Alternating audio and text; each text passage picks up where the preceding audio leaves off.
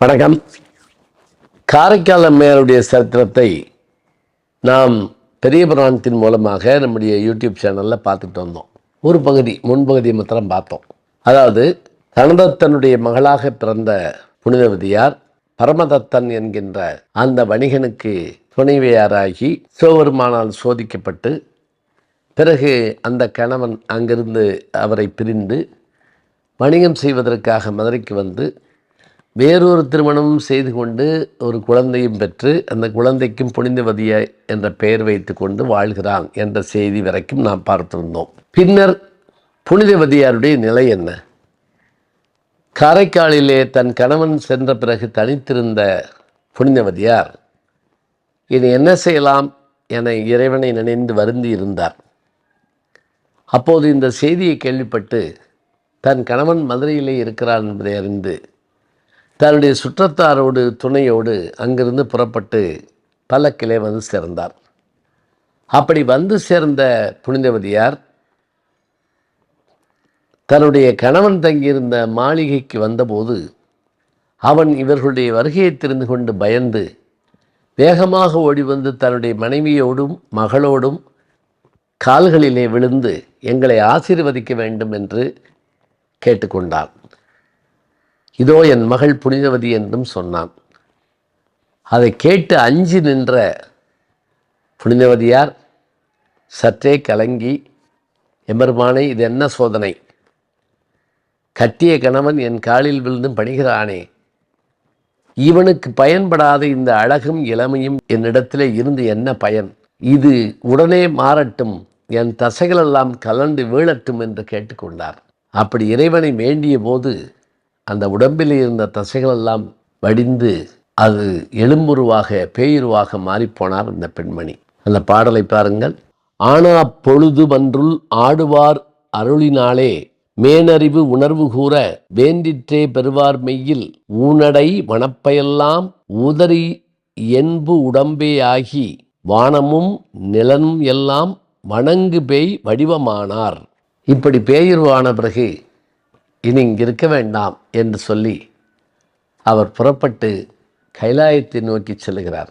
கைலாயத்திலே இவருடைய அந்த வடிவம் எப்படி வருகிறது என்றால், கைலாய மலை புனிதமானது ஆதலால் தன்னுடைய கால்களினால் அதனை மிதித்து ஏற வேண்டாம் என்று தலைகீழாக அந்த பேயுரு கொண்ட எலும்பு வடிவ பெண்ணானவள் நடந்து மேல் நோக்கி செல்வதை பார்த்து சற்றே அஞ்சிய பார்வதி தேவி தன்னுடைய கணவராய சிவபெருமானிடத்திலே கேட்டாராம், வருவது யார் என கேட்க, எம்மை பேணுகின்ற அம்மைகான் என்று அவர் தன்னுடைய பக்தையினுடைய அந்த வடிவத்தை கண்டு அன்பை கண்டு அன்பொழுகச் சொன்னாராம்.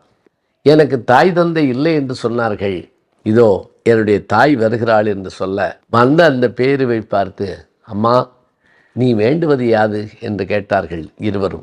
நான் என்ன வேண்ட போகிறேன் இடத்தில்? எனக்கு பிறவாமை வேண்டும். அப்படி ஒருவேளை அது கிடைக்கவில்லை என்றால் நான் பிறந்தால் உன்னை மறவாமை வேண்டும் என்கிறார். அப்படியே நாம் அந்த வரத்தை தந்தோம். அது மட்டுமில்லை, பழையனூருக்கு சென்று அருகிலே இருக்கிற திருவாலங்காட்டிலே எனது திருவடியிலே இருந்து திருநடனத்தை கண்டுகளிப்பாய் என்று சொல்லி வரமும் அருளினார்.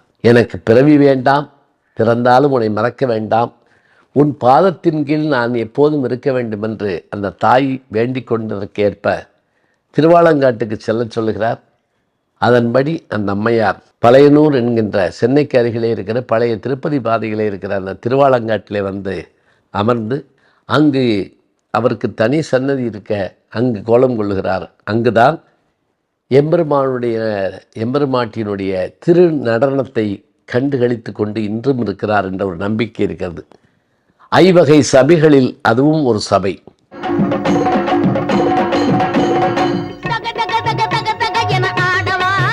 இப்படி அந்த அம்மையார் தன்னுடைய வாழ்நாளில் முதலில், அதாவது சைவத்திற்கான 12 திருமுறைகள் நாம் சொல்லுவோம், திருஞான சம்பந்தர் தொடங்கி சேக்கிழார் வரையிலான அவர்கள் பாடிய நூல்களுடைய தொகுப்பை நம்பியாண்டார் நம்பி தொகுத்தார் என்று. திருஞான சம்பந்தருக்கும் திருநாவுக்கரசருக்கும் முன்பாகவே இரட்டைமணி மாலையையும் அற்புத திருவந்தாதியும் பாடிய பெருமை நம்முடைய காரைக்கால் அம்மையாருக்கே உண்டு. அதனால்தான் இன்றைக்கும் சிவன் கோயிலிலே 63 நாயன்மார்களுடைய திருமேனியில் அமர்ந்த நிலையில் இருக்கின்ற ஒரு பெருமை நம்முடைய காரைக்கால் அம்மையாருக்கே உண்டு. நாம் கதையை தொடங்குகிற போதே அதை சொல்லித்தான் தொடங்கினோம். அத்தகைய பெருமை மிகுந்த அந்த பெண்மணி மதுரைக்கு வந்து எம்பெருமானை நோக்கி சென்றார் என்ற செய்தியும் பார்க்கிறோம். இன்றைக்கும் அந்த பேயூர் கொண்ட அம்மையினுடைய பெயரிலே பேச்சியம்மன் படித்துறை இருப்பதையும் பார்க்கிறோம். அது அந்த கோவிலாக இருக்கலாம் என்ற ஒரு நம்பிக்கையும் இருக்கிறது. இவ்வாறாக சைவம் வளர்த்த பெண்ணடியார்களுள் மூத்த பெண்ணடியார், மூத்த திருப்பதிகம் பாடிய பெருமையுடையவர் யார் என்று கேட்டால் அவர்தான் காரைக்கால் அம்மையார்.